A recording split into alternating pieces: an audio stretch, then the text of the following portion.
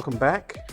And for those of you that this will be the second part, and for some of you, you still keep tuning in. I am Bobby. This is Good Times GT, and we are here with the magnificent Jade, the heartbeat of Omaha, and she is sharing with us, a lot of things that she's doing here in Omaha that aren't really going on anywhere else in the country. And for those of you that have considered yourself a black nerd, or you've attended different functions stuff and didn't feel like you fit in, Jade is who you want to get in contact with. So Jade is sharing with us some of the plans that she has for the future. I was digging the shirt when we ran into you outside, black and nerdy. I like it. Mm-hmm. That describes. I've been calling my kids nerds, and they're like, "We're not nerds." I'm like, "You like anime? You're a nerd." A lot of people still see it as a dirty word. Yeah. It's a slur. Yeah. Yeah. Yeah. We're gonna fix that though. But we're working on it. Yeah. Yeah. So we talked about the Black Fae Day that's coming up May 9th, and then also the Juneteenth. Is the whole weekend called the Steampunk Ball, or that's just the one event? It's Juneteenth Steampunk Weekend, or Steampunk Weekend. They're events, and they're all Juneteenth and steampunk events. So yeah. Okay. And then if you could share again for people that want to find more information about these events, I know you have your Facebook page, you guys have the websites. How can people find you? AfrosCapesCurls.com is our website. House AfroCon is our Instagram. Afros Capes Curls, or House Afros Capes Curls, is Facebook. All right. Awesome. So I was curious, I always like to get back to like the origin of things. So you already talked about in the last episode, the Black Fae Day, how that came to be. The steampunk event, where did that creativity come from? Well, And also how long have you been doing it? this will be the 5th year, I think. I believe so. Yeah. I believe so. Yes. Yeah, this is our 5th year doing steampunk. During COVID, I started talking about doing a steampunk tea party. While we're all like, don't go around people. Right. That's awesome. Because, well, part of it came because when Juneteenth was made a national holiday, one, why? But also, two, if we're going to do it, we need to actually do something. Mm-hmm. And I didn't want what we did as a house to feel like it was just the 4th of July, because it's not that. Right. It is a holiday, but it's not a typical holiday. Right. I'm an historian, so Juneteenth and celebrating it, what are we celebrating? That they were lied to for 2 years? That freedom didn't come to them when it was supposed to? That they were held in bondage and they shouldn't have been in the first place? Or they finally figured it out after people had been trying to keep that information from them? Right. So it's a lot. It's a lot of layers in the holiday. And people were celebrating the fact that now everybody knows that they are free. But we can't treat that like the 4th of July, because they're stepping into a world that is still not ready for them. Mm-hmm. So I wanted whatever we did to always reflect back to the people. And that's why the portraiture was the centerpiece of the event, and making sure that we keep that at the center, that it's about the people and the image and the portrayal of our excellence in reflection of the people that have made a way for us. So It's cool looking back at like the pictures that we took, and you like we feel like we're a part of history, but you look at it and you look what you're wearing, and it's like nobody ever dressed like that. I can see like what year this could it be, and it's like, you know, and I love that whole thing about it. It's just like let your imagination run free, and you know, live a little, like, you know, stop being you for a day, you know, and have some fun and be creative. And you know, it's okay to say, I don't even know what to wear, you know? I don't even know what to do. It was like, but didn't you have like, weren't some classes that gave some advice on how to prepare wardrobe? Before we started and during the pandemic, I was meeting with online and having live streams with designers and fashion folk to talk about what can you get out of your closet. So I did that a few times, and then we started having workshops where people could bring in what they were working with. And one time we had a workshop and a family had gone to the Goodwill and just picked up vests and jackets and things, and they were in there cutting the sleeves off of stuff. Oh, and, wow. you know, That's awesome. just making everything. So it's gone from that to now this year we're working with a design studio called Glamour House. They reached out and they wanted to be able to offer hair and makeup and clothing suggestions for people that are just at a loss or want to elevate. So they will be at Black Fae Day doing makeup and glitter and whatever, and being able to make appointments and let people know if you want to get ready for steampunk and you want your makeup done, or you want hair extensions or additions to your hair, because they make pieces that you can put in your hair for costuming purposes, then that is available too now. That's huge. Are they local or they're coming for it? Okay. Yep, they're in Omaha and Lincoln. That's awesome. So she has taken away your excuses. They're gone. Just no excuse. No excuse. Buy your ticket. Come see me. Come see Jade. And Come see GT. yeah. And, you know, people are always nervous about coming out with a top hat and just, you know, all these things that they're not used to wearing every day. Yeah. And I said, just be comfortable. Yeah. And that's why I always tell people, start with clothes that are in your closet. Yeah. If it's clothes that are in your closet, you're just going to put them on because they're clothes. Yeah. And for people that are always apprehensive, if it's a woman, I say, do you want pants or you want a skirt?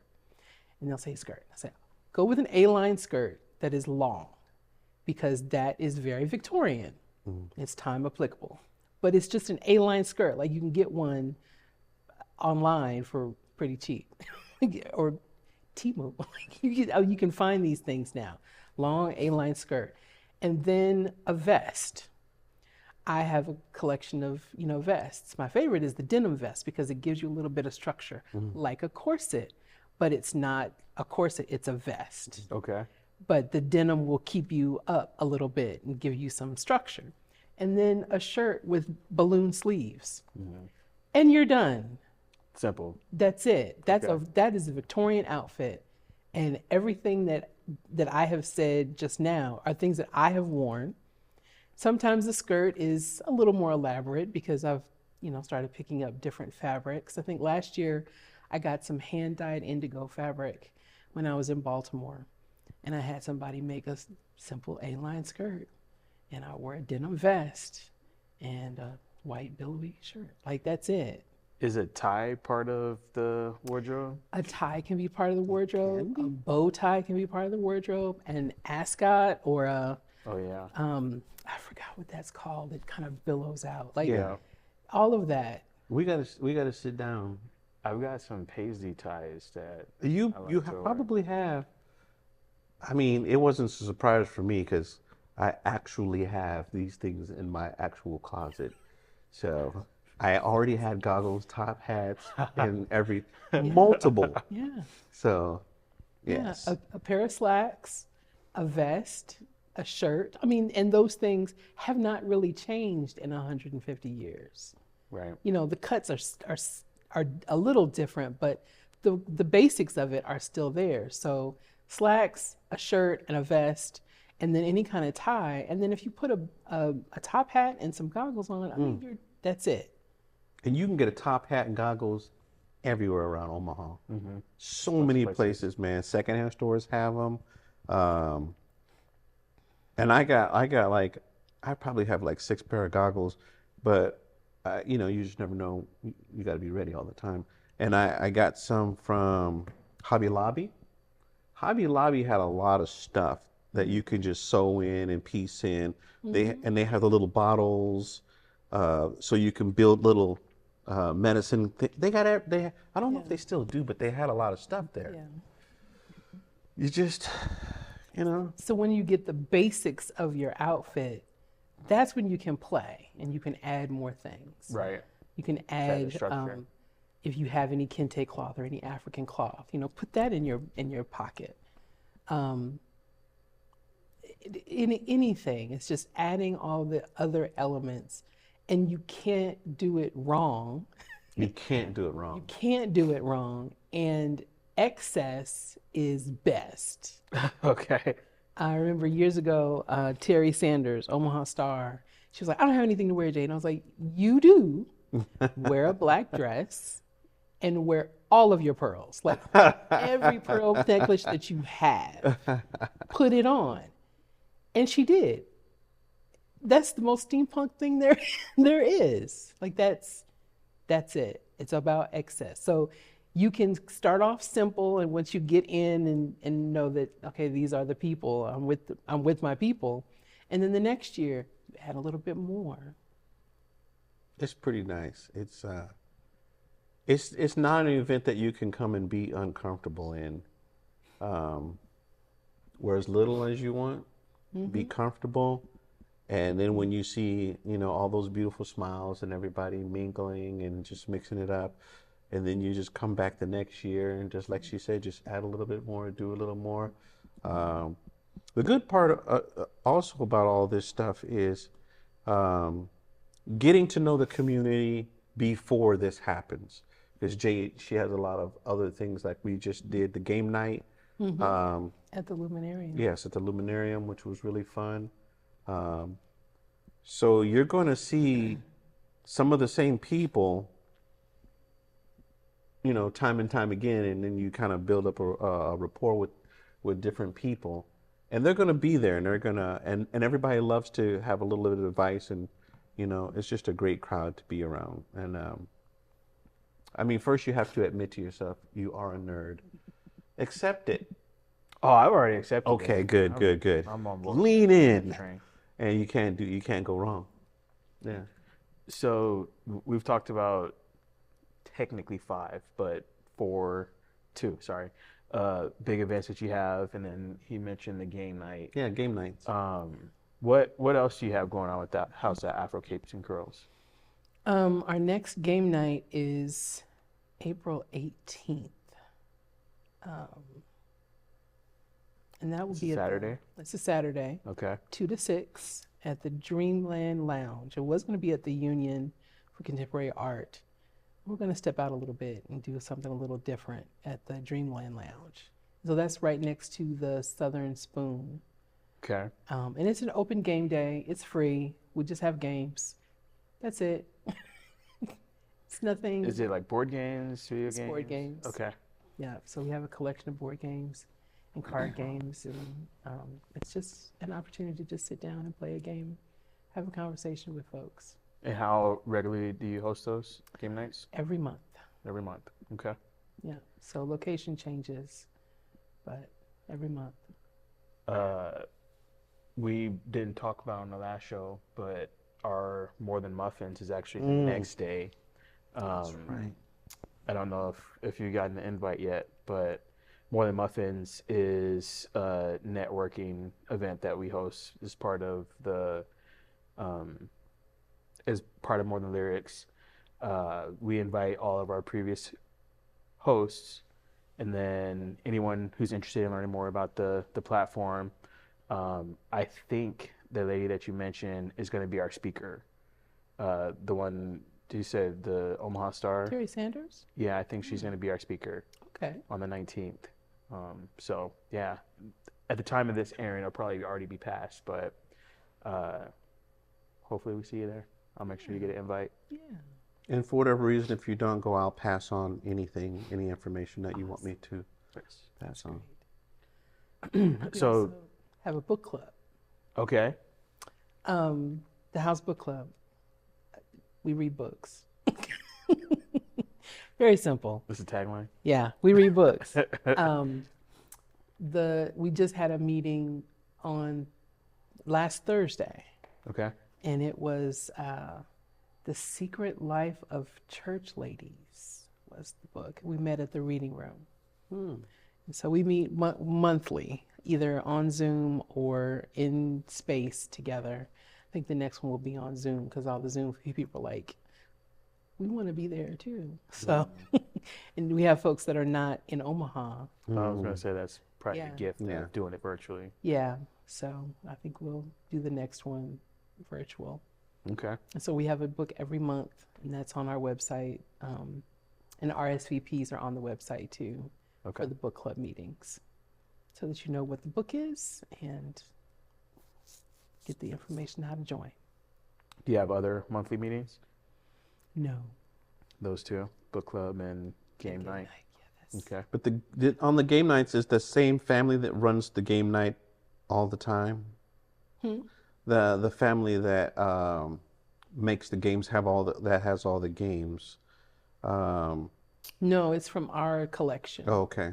Yeah, it's from our library of games, and then people will bring games. Marcus Ross is one of our diehard board game folks. He brings out games, and he's a board game designer. So he will that's bring some cool. of his games. There's some unique games. Huh? He has some unique games. Yes, but he has like games that you get at Target if you're shopping at Target, but games that you can get anywhere. I say that because he had a game last year, 2 years ago. It was a Lord of the Rings game, and it was an exclusive at Target 2 years ago. Oh, that's cool. And then it was brought out, and it was more broad availability, but it was a actual Lord of the Rings licensed title that he worked on. That's huge. I have a game that I wanted to talk to him about.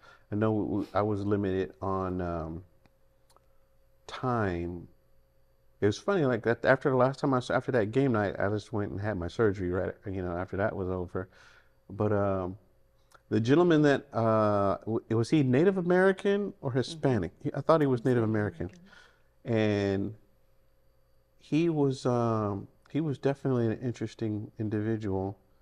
And some of the things that he was saying, and then I was looking at my wife, she was looking at me. I said, "What did you just say?" He was apple picking with a bullwhip. His dad is like, "That's interesting." I got more questions.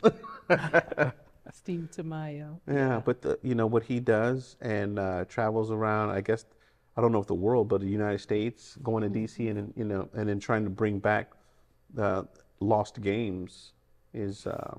That's a big thing. That's a big responsibility. Cool. Yeah. So, these events, there's always somebody there that's a very unique person or people to talk to.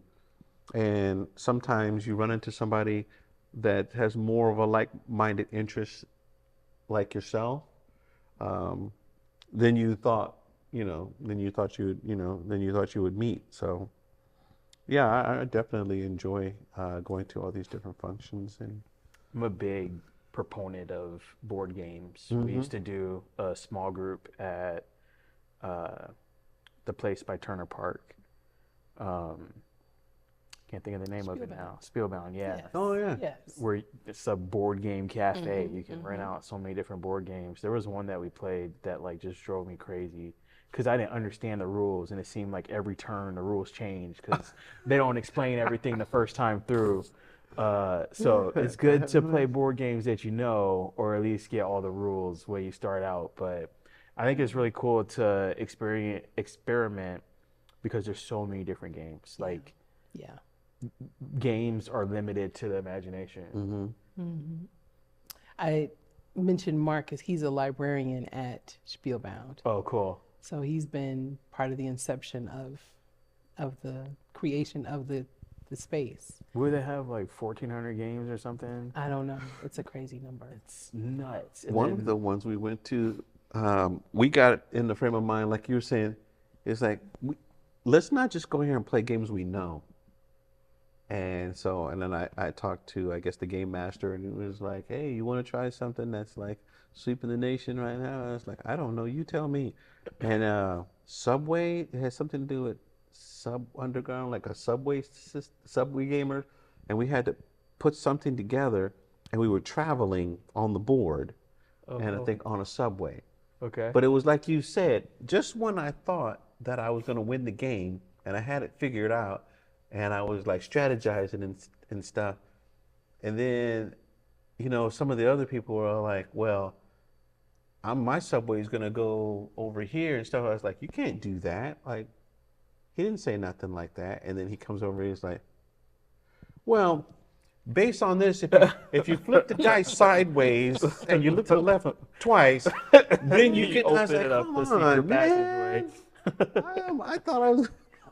And there's like little pieces that to put them all together to get your whole subway, your whole train together. Ride? What's that? Ticket to Ride.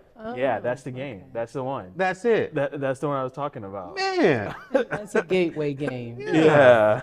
I was like, man, I thought I was paying attention, and You building railroads. I think everybody was cheating. Right. Yeah. Because I was sure that I Not had it until, all that figured you out. kind of get an idea of it. Yeah, no, the House of Afros, Capes, and Curls started as game nights. Oh, cool. That's where I started, in an attempt to see what was happening in the community and bring all the people that I knew together to sit down and play a game. But I also knew if so-and-so met so-and-so, I wonder what would happen. Yeah. They don't know each other, so I need to get them sitting at a table. So that's where the house started. That's what birthed the House of Afros, Capes, and Curls, was monthly game nights. I think I asked in the last episode, but you don't have a physical location? Like, is there... We have an office at UNO in the CEC. Cool. So that's where we hold our youth program. Okay. But we float throughout the community. We do not have a physical location for all of our events. Makes sense. Yeah. Is that part of your vision, or do you like being in the community? I like being in the community. We have gotten to a point, this is our 10th year, Wow. where I would love to have a space where we could house all of these games. Right. And all You this don't have to stuff. transport it every time. We got a lot of stuff. Yeah. Because when we have an event like the Tea Party, I have so much. Like, we have furniture, we have set design. Yeah. So, yeah. Is it's a the lot. photography stuff in that, or the photographers have their own stuff? They have their own stuff, but I have a whole list of things I got to get for the photographers this year. So that'll be more in our little storage unit that is always busted out. So, The program at UNO, can you talk about that a little bit? yeah, that is the Young History Detectives. So that is our youth program. We have the Junior Detectives, which is a 1-week program in July, and then the older kids. So the younger Junior Detectives are 4th through 6th grade, and then 7th through 12th grade are the YHD, the Young History Detectives. They are, I let them be the little nerds that they are, but they do have to do some research. Good. And I think they like it. I don't push too much, but they keep coming back. I have the same set of kids just about every year. I've had 3 or 4 graduate out, like when they graduate high school. Yeah. I had one that came back last year after she graduated from high school to be a counselor. Oh, wow. So, and she's like, do I have to do the research? Yeah, you still have to. Yeah, we need the research. So the goal of the Young History Detectives is to research the addresses, the homes and residential and businesses on 24th, 16th, and 30th Streets in North Omaha. So they're researching the life of an address. With that, they're going from the 19 teens to the present day to see all of the businesses that were in that space, who owned those businesses, what was that person doing in the community, so that they get to see a bigger picture of what North Omaha was based on the people that made it up and the businesses. So it's for the junior detectives, it's a 1-week program just to get their feet wet and get them in the archives and doing the work. The older kids, they get 2 or 3 addresses now to be able to go through and pull as much information. They dump all of their information into a database that we're collecting, and the ultimate goal is to take everything that they have found, all of the people, all of the stories, all of the photographs, and create a VR tour of North Omaha and an exhibition. That is awesome. That's pretty awesome. Wow. Wow. Yeah, the things that they're learning, like one year we had 24th Street, we started 24th Street, and one of the detectives found the Mammoth School of Catering. I don't remember the full title, but it was a Black woman in North Omaha that had a cooking school. And she also wrote a cookbook, and she is credited as the first Black woman to have a cookbook in the state of Nebraska. And this was on 24th Street. So we were looking at the book. We found the book in the archives at UNO, and they were flipping through the pages and looking through the cookbook. And then they decided, can we cook something out of the book? That's awesome. It's like, okay, I'll find a kitchen. So we went to No More Empty Pots. And this last year and a few years ago, we went to the Union, and they did the same thing. And they selected everything. I went to the store, got it. The youth mentors helped, do the cooking. They made things out of the cookbook. But what it does is it makes this connection with this history, because you found this woman, you've heard her story, you read her story, and now you're cooking things out of her cookbook. History can't come more alive than that. Not at all. And so those are things that hopefully they remember, and we always go to the locations and take pictures of what is there. Unfortunately, a lot of times what is there is an empty lot. And we take pictures of the kids in front of that space so we know who was doing the research that year. Oh, cool. And then we add everything to our archive. Jade, it's been a pleasure talking to you. Always. Always is. Always. I'm looking forward to your events. I'm not gonna say I'm looking forward to frolicking, but I'm looking forward to seeing what what the community is about and really getting plugged in a little better. Real quick, we're over time. Actually, you shared it in the beginning, so we're just gonna get out of here. Yeah. Love y'all. All right. Thank you for tuning in. Thank you.